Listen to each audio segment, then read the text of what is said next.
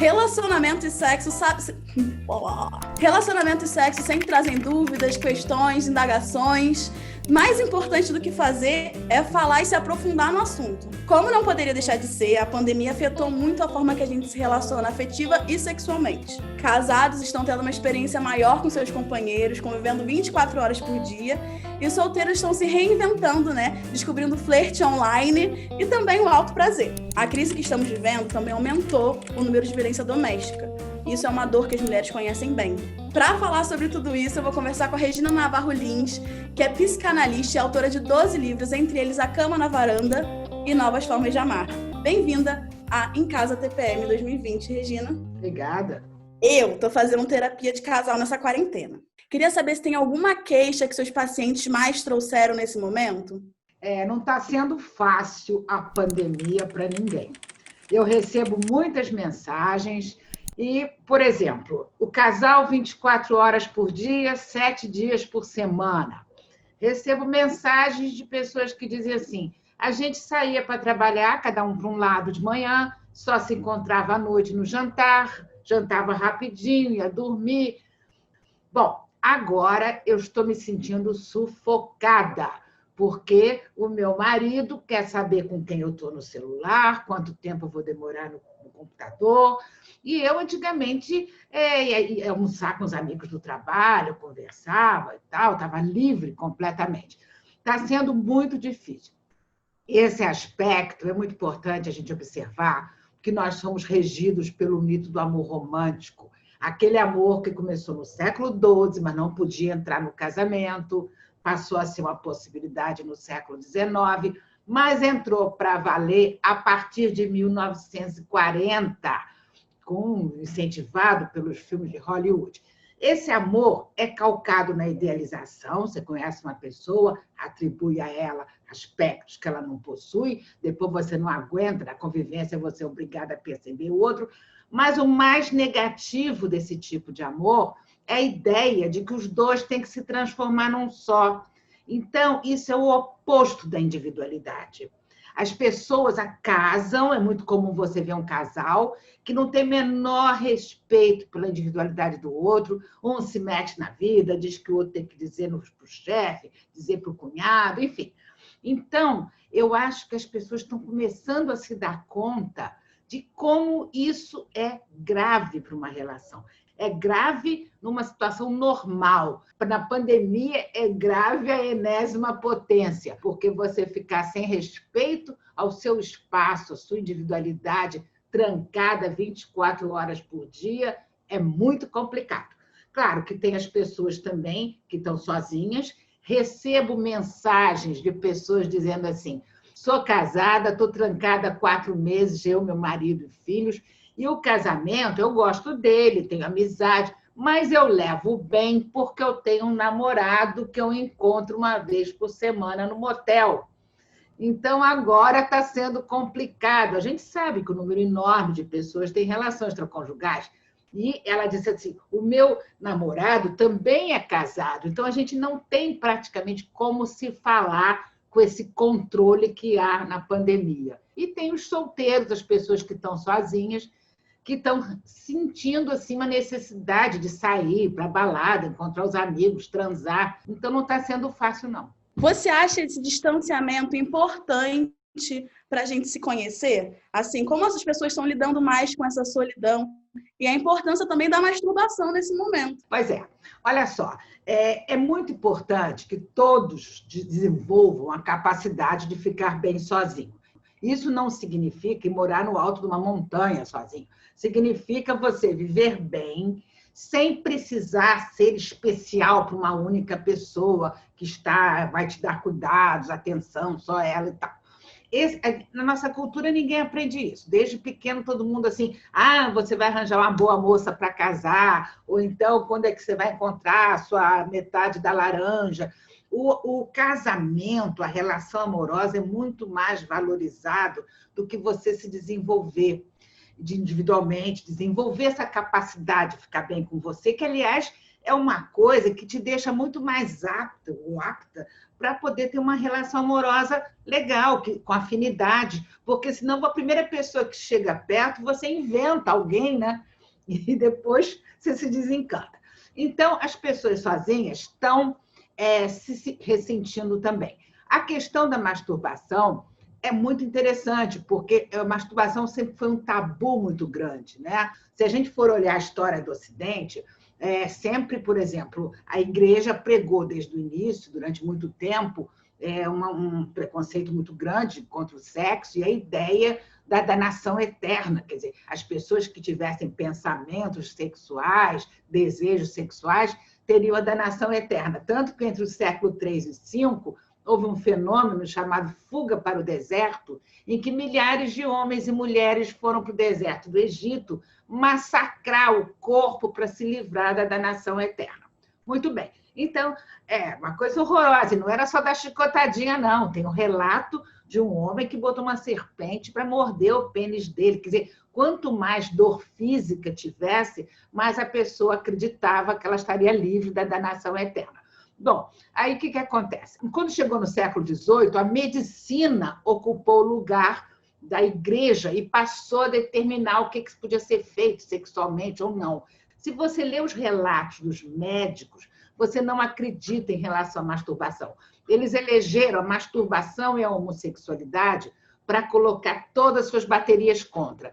Então, a masturbação, eu coloquei em vários livros meus, alguns trechos desses relatos, eles falavam da masturbação como se fosse um filme de terror, quando eles descreviam o mal que ia causar para o jovem. Você sabe que no século XIX fizeram umas invenções para controlar a masturbação do jovem, que eles amarravam um fio no pênis do rapaz na hora de dormir, e esse fio ia dar numa sineta do lado do quarto dos pais. Então, se o rapaz tivesse uma ereção, blém, blém, blém, blém, blém, aquilo acordava os pais. Então, para vocês verem o que é masturbação. A gente está mudando de mentalidade, começamos essa mudança a partir da pílula nos anos 60, estamos no meio de um processo, muitas coisas já se modificaram, mas a masturbação também, se bem que ainda existe muito tabu. Agora, a Prefeitura de Nova York, logo que a pandemia começou a crescer, eles colocaram no jornal tudo mais que eles aconselhavam as pessoas a se masturbar. Ninguém transar com ninguém por causa da pandemia. Então, a masturbação, hoje, vários profissionais já sabem que é super importante a masturbação na infância, que a autoexploração do corpo, né? E também na adolescência, para você entrar em contato com as suas emoções, seu prazer, seu corpo, né? E até para mulheres que não têm orgasmo, muitos terapeutas sexuais recomendam a masturbação. As mulheres que se masturbaram na adolescência, elas têm mais facilidade de ter orgasmo na vida adulta. Então, eu acredito que também a questão da masturbação vai diminuir o preconceito com a pandemia, porque quando a gente lê que os objetos de sex shop estão vendendo muito mais, então você vê que as pessoas estão se masturbando com muito mais competência, vamos dizer assim, né? Porque buscando intensificar o prazer. Isso é muito importante, né? E agora, estou com uma dúvida aqui. Para as pessoas que estão casadas, como faz para manter o interesse sexual no momento que a gente está convivendo 24 horas por dia? Essa questão não é uma questão só da pandemia, não. É uma questão geral. Eu tenho consultório há 46 anos e o que eu mais ouvi na minha vida foi uma mulher casada chegar, sentar no meu sofá do consultório e dizer: amo meu marido, não quero me separar, melhor amigo, melhor pai, companheiro, mas não tenho mais tesão por ele, não tenho mais vontade de fazer sexo. Eu gosto de ficar abraçadinha com ele fazendo cafuné na minha cabeça. O sexo no casamento é o maior problema enfrentado pelos casais. Eu faço lives várias vezes por semana, respondo perguntas que as pessoas encaminham, e 2 perguntas são campeãs absolutas. É o sexo no casamento e o que eu digo para o meu marido que eu quero abrir a relação, o que eu digo para minha namorada que eu quero abrir a relação. Essas são as campeãs. Em relação ao sexo no casamento, eu digo sempre que casamento é onde menos se faz sexo. E isso não é uma questão dessa relação, daquele casamento, dessa pessoa, da outra. Tem pessoas que dizem assim, é porque o homem não transa bem. Não é nada disso. Uma vez eu estava dando uma palestra e um homem na plateia levantou o braço e disse que ele era um sexólogo, que ele tinha uma solução para isso. Eu falei, que maravilha, me conta qual é a sua solução. E ele diz assim, tem que ser criativo. Isso é uma resposta clichê e mentirosa, porque o desejo, o tesão é que leva à criatividade, e não o contrário. Quando você está na cama com um homem ou uma mulher, quer dizer, depende da pessoa, e você não sente vontade nenhuma de transar, você quer que te deixe em paz, te deixe dormir. Agora, quando você está com tesão, você fica cheio de ideias. Então, eu gostaria só de deixar bem claro que isso acontece por causa do modelo de casamento da nossa cultura.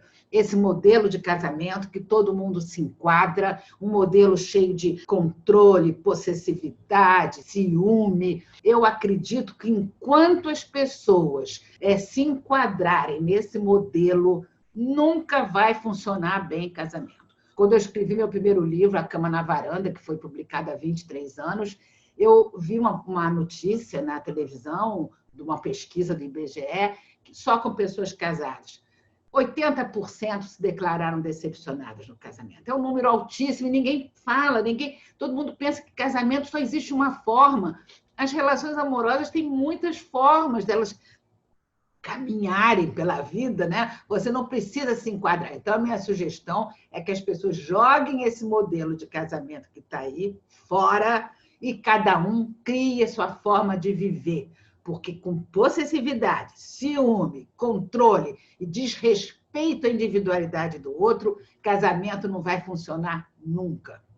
A verdade é que o romantismo destruiu nossas relações. Exatamente. Essa ideia que você falou. Exatamente, essa história de que os dois se completam. Porque, agora, sabe qual é a vantagem? O amor romântico, porque o amor, cada período da história é de um jeito. Todo mundo pensa que o amor é só amor romântico. Às vezes escrevem para mim assim, você é contra o amor? Eu falei, eu não, eu acho o amor ótimo. Eu sou contra o amor romântico porque é mentiroso e leva ao sofrimento. Ele prega que quem ama de verdade nunca vai ter tesão por mais ninguém, nunca vai transar com mais ninguém. Isso é uma mentira tão grande e as pessoas sofrem tanto por causa disso. Uma mulher ou um homem se descobre que seu parceiro ou parceira transou com alguém, está convencido que não é amado. O sofrimento é muito grande. Então, eu acho que a gente está dando, o amor romântico está dando sinais de sair de cena, ainda bem, porque a busca da individualidade é uma característica nossa contemporânea, né? As pessoas querem saber seus projetos na vida, suas possibilidades para desenvolver. O amor romântico prega o oposto da individualidade. E, ao sair de cena, está levando com ele a sua característica básica, que é a exigência de exclusividade. É claro que o amor romântico é todo calcado na exclusividade. Só tem graça tudo que o amado tiver junto, um vai ter todas as necessidades atendidas para o outro, nada mais vai faltar, blá. É tudo mentira, os dois se completam, se fecham, se tornam um só. Então, está levando a sua característica básica, que é a exigência de exclusividade, e, por isso, estão surgindo novas formas de amar. Amor a três, poliamor, relações livres, porque o amor romântico está saindo. Eu acredito que daqui a um tempo, pode ser daqui a 15 anos, 20, 30, não dá para precisar, pode ser 10 ou 5, também não sei, menos pessoas vão querer se fechar numa relação a dois e mais gente vai optar por relações livres, múltiplas, com várias pessoas. Agora, mudando um pouco de assunto, como você observa o aumento da violência doméstica nesse período de isolamento social?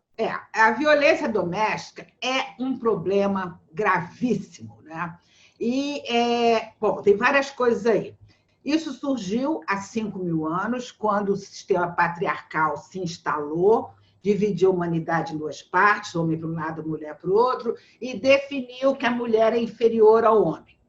A partir daí, criou um ideal masculino de força, sucesso, poder, coragem, ousadia, nunca falhar, nunca broxar, ganhar dinheiro. Os homens estão exaustos, porque o machismo prejudica os homens também hoje. As mulheres sofreram muito nesses últimos 5.000 anos, né? E criou um ideal feminino. A mulher tem que ser obediente, cordata, submissa e tudo mais. O que acontece? Com essa mentalidade patriarcal, de posse da mulher, muitos homens agridem a mulher, mesmo fora da pandemia, porque o feminicídio é um absurdo. Eu acredito que as escolas têm que ter um programa escolar para que as crianças comecem a aprender o prejuízo dessa mentalidade, o prejuízo dessa crença na posse do outro, de que a mulher é inferior, de que o homem pode fazer dela o que quiser. Quer dizer, e rever esses valores sobre ciúme, sobre exclusividade, tudo mais. Tem que ser desde cedo para desconstruir uma mentalidade patriarcal que está entre nós há 5.000 anos. Na pandemia, isso piora, porque na pandemia você fica o tempo todo junto com o outro e você tem muitas pressões e muito estresse, medo do desemprego, medo de faltar dinheiro, ninguém sabe o que vai acontecer, tantas empresas fechando, né? Tanta gente sem poder ganhar nada, essa dificuldade, até quando o governo vai ajudar ou não. Quer dizer, o estresse é muito grande. E essa coisa, a pessoa agressiva, ela vai direto naquela pessoa que está próxima, né? E que ela sabe que tem uma ligação com ela. Agora, as mulheres, é muito importante que elas percebam, desde o primeiro movimento agressivo do homem, seja verbal, porque uma violência, agressão física, não começa com agressão física, começa uma agressão psicológica, começa uma ironia, desvalorizando a pessoa, derrubando aqui e ali. Então, é muito importante que a mulher perceba desde o início, o primeiro ato agressivo, para dar um limite. E também, quando ela é agredida, ela perceba quando ela tem que sair dessa relação. Então, é uma coisa muito séria e eu acredito que só a gente mudando a mentalidade das crianças, dos adolescentes, em relação ao que o patriarcado estabeleceu. Uma coisa que eu também acho muito importante é que se você é vizinha, fica de olho, ouve o que está acontecendo do outro lado. Se você escutar alguma situação de briga, se mete sim, mete a colher sim. Violência doméstica é uma coisa muito séria, em que a gente tem que se meter, tem que se posicionar sim. Claro. Então, denunciar, telefona, acho que é 180, né? Telefona, denuncia. Da mesma forma que eu denuncio quando eu vejo uma mãe ou pai espancando uma criança. É crime. Isso aí. Agora vamos lá, mudando de novo o assunto. Como você trouxe falando sobre machismo, muitas mulheres estão se sentindo sobrecarregadas nesse período, né? Elas estão trabalhando de home office, têm que cuidar da casa, muitas vezes têm que cuidar dos filhos, muitas vezes o marido não está ali compartilhando, não é nem ajudando, né? Porque mora junto na casa, tem que participar. Como você acha que as mulheres conseguem lidar com isso para as coisas serem mais igualitárias? Olha, é mais ou menos a questão anterior, né? Quer dizer, primeiro, tem que mudar a mentalidade da mulher. E do homem, não é só do homem, da mulher também, em relação ao homem. Porque muitas mulheres, elas esperam que o marido ajude no trabalho doméstico. Não é ajudar, não. Tem que dividir. Se os dois quiseram ter filho, se ele trabalha, ela trabalha, tem que dividir o trabalho doméstico, tem que dividir o trabalho com filhos. O problema é que as mulheres, na nossa cultura, elas foram condicionadas a acreditar que a mulher é frágil, que a mulher tem que ter um homem protegendo ela, papapá. Essas crenças são muito nocivas, porque no início de uma relação, para agradar o homem, para não perdê-lo, muitas mulheres aceitam situações, aceitam agressões verbais, ou mesmo controle, ou atos de possessividade, tudo mais, para continuar com o seu par amoroso. Esse é um equívoco. As pessoas têm que desenvolver essa capacidade de ficar bem sozinha e têm que perder essa ideia de que tem que ter um homem ao lado de qualquer maneira. Isso é uma coisa... você sabe que a busca amorosa por um par é uma coisa tão dentro, né? Tão introjetada nas pessoas, de que tem que encontrar alguém, que eu recebo muitas mensagens de mulheres, principalmente com 35, 36 anos, desesperadas, porque não têm um par amoroso, porque não casaram. Então, essa mentalidade tem que mudar. Você tem que saber que você pode ficar bem sozinho, sim. Isso não vai impedir de você ter uma relação amorosa. Pelo contrário, vai poder escolher melhor. Você tem que ter amigos, você tem que ter projetos, você tem que ter um trabalho interessante. Se o teu trabalho não é muito interessante, você tem um projeto, nem que seja plantar uma horta no parapé da janela. Você tem que ter um projeto que você se dedique. Amigos, gente, amigos é muito importante. Ter amigos é muito importante. A gente não aprende isso, não. Aprende que tem que casar e tal e tal. Então, eu acho que tudo isso tem a ver. Então, na hora que você está com alguém, você tem que se colocar no nível de igualdade e não repetir uma história em que a mulher se coloca sempre no nível inferior, mais frágil. Isso é complicado. Agora, a mulher tem que repensar também, sabe?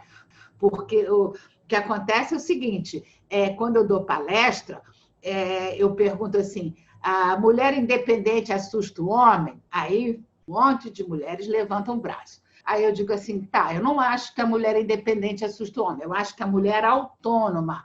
E eu faço uma distinção. Mulher independente é aquela que ganha dinheiro. Pode ser uma executiva, pode ser uma profissional liberal de sucesso, uma empresária. Agora, mulher autônoma, eu chamo aquela que se libertou dos padrões de comportamento que foram exigidos para a mulher, do tipo, mulher não transa no primeiro encontro, mulher não pode tomar iniciativa, mulher tem que ter um homem ao seu lado sempre. As mulheres que se libertaram disso, seriam as mulheres autônomas. Aí eu pergunto para a plateia, quem é mulher autônoma, levanta o braço. Quase todas levantam. Aí eu digo, então tá bom, agora eu vou fazer uma pergunta só para as mulheres autônomas. Quem acha que a mulher deve dividir a conta do motel com o homem? E aí diminui muito o número das mulheres autônomas, porque as pessoas elas têm que começar a refletir sobre as crenças aprendidas, sobre os valores aprendidos, porque não acabam repetindo. Então, eu escuto barbaridades do tipo assim, não, ele tem que pagar sozinho, porque eu já pago cabeleireiro, manicure, depilação. Gente, tem que ter uma coisa a ver com a outra. Ou então, eu divido o restaurante, teatro, cinema numa boa, mas motel não, né? Por que motel não? Então, ficam presas àquela ideia de que a mulher é usada pelo homem, então ele tem que pagar.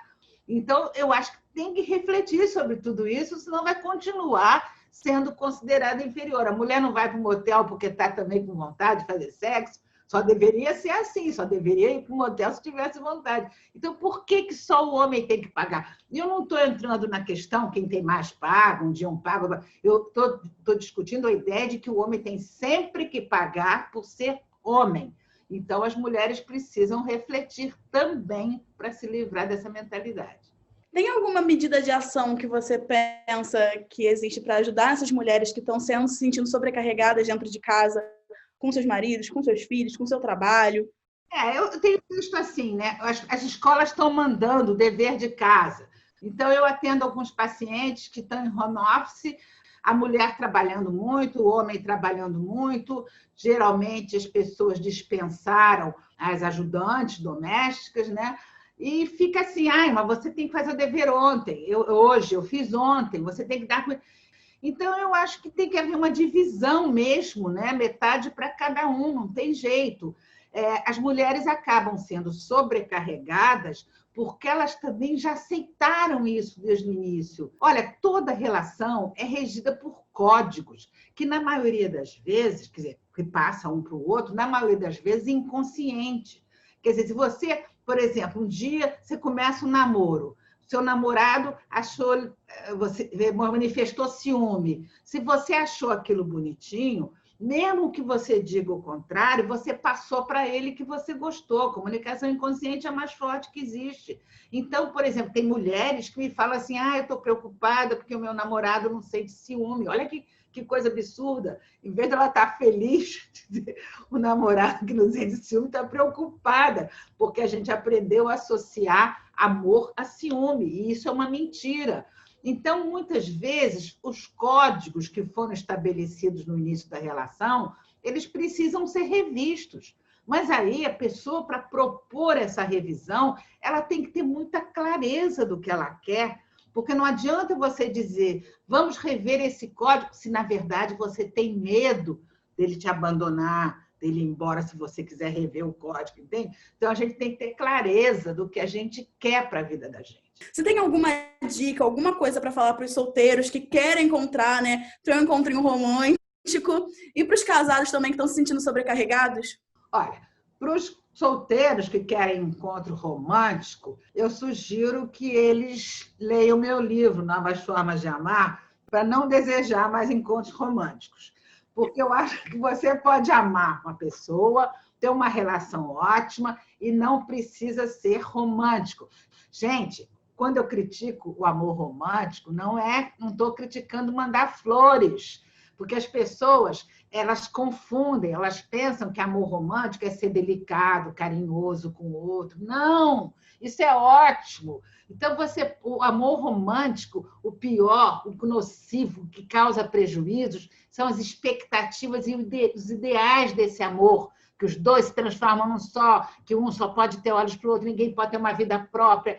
Quer dizer, isso é muito grave. Então, essa pessoa que quer um amor romântico, escuta, procure um amor, mas não um amor romântico, né? De controle do outro, esse tipo de coisa, né? E as pessoas... Qual foi a outra pergunta que você fez? Uma dica para as pessoas casadas que estão encarando essa crise depois, quando terminar o isolamento social. A gente não sabe o que vai acontecer. A gente vai precisar de um tempinho para poder avaliar o que a pandemia causou nas relações amorosas. Eu espero que as pessoas se deem conta da importância do respeito à individualidade do outro e da exigência do respeito à sua própria individualidade. Isso já vai ser muito positivo.